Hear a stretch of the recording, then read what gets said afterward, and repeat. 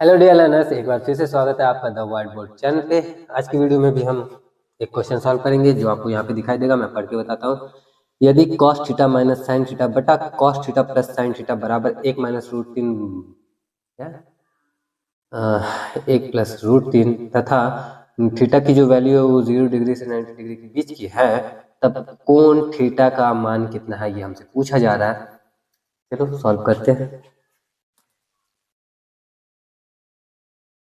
Cos theta minus sine theta divided by cos theta plus sine theta बराबर 1 minus root तीन बटा 1 plus root तीन।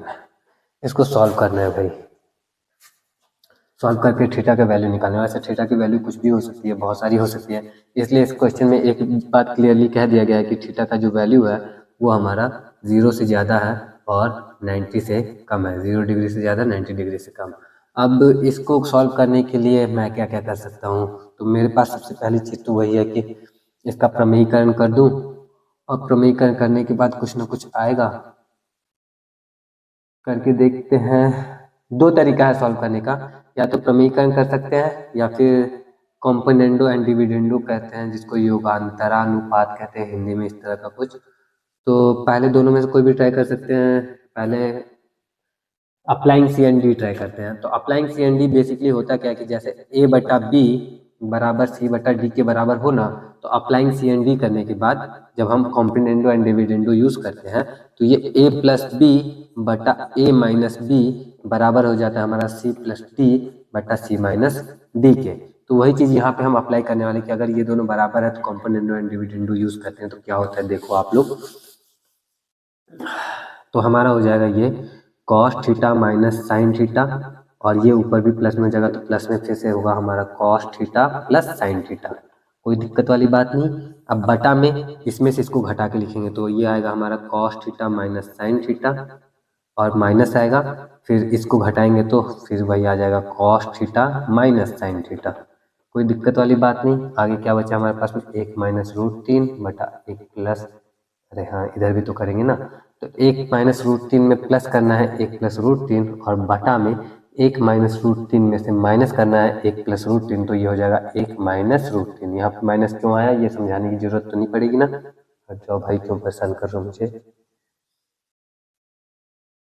तो sine theta cut गया क्योंकि दो, एक प्लस में था एक माइनस में था। नीचे कॉस थीटा से कॉस थीटा कट गया, कोई दिक्कत नहीं।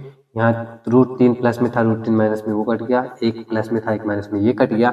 बचा क्या हमारे पास में, तो हमारे पास में यहाँ पे बच रहा है cos theta plus cos theta, तो आया 2 कॉस थीटा बटा में माइनस साइन थीटा तो -2 साइन थीटा, जहाँ 2 से 2 आपस में कैंसिल हो सकता है। और इस साइड में हमारे पास में बचा 1 प्लस 1 यानी कि 2, और नीचे माइनस रूट तीन तो -2 रूट तीन। अब ये वाला माइनस इधर भी है इधर भी है, तो माइनस से माइनस कट गया, 2 से 2 कट गया।